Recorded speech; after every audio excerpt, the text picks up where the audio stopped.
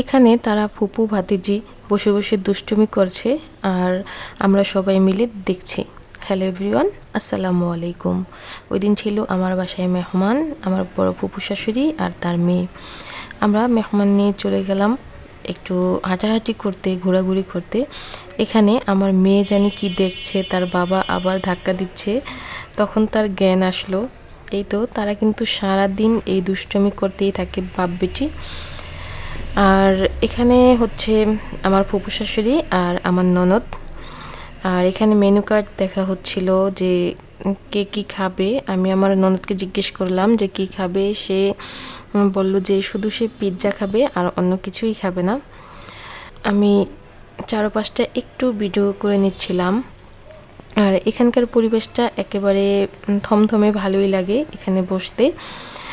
আমাদের পিৎজা চলে এসেছে আর এটা ছিল নাগা পিৎজা। কেন জানি মনে হয়েছিল নাগা সসটা একটু বেশি পড়েছিল, প্রচুর পরিমাণ ঝাল ছিল, কিন্তু খেতে অনেক মজা ছিল। আপনাদের ভাইয়া শুধু একটা পিস খেয়েছে আর সে খেতেই পারেনি।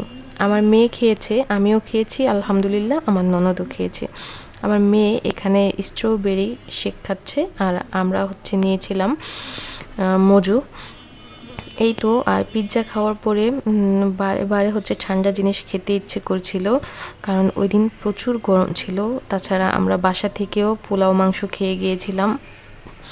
তারা বাসায় এসে অনেক আনন্দ করতেছে। আসার সময় একটা কেক নিয়ে এসেছিলাম, কেকের মধ্যে লেখা ছিল হ্যাপি ফ্যামিলি।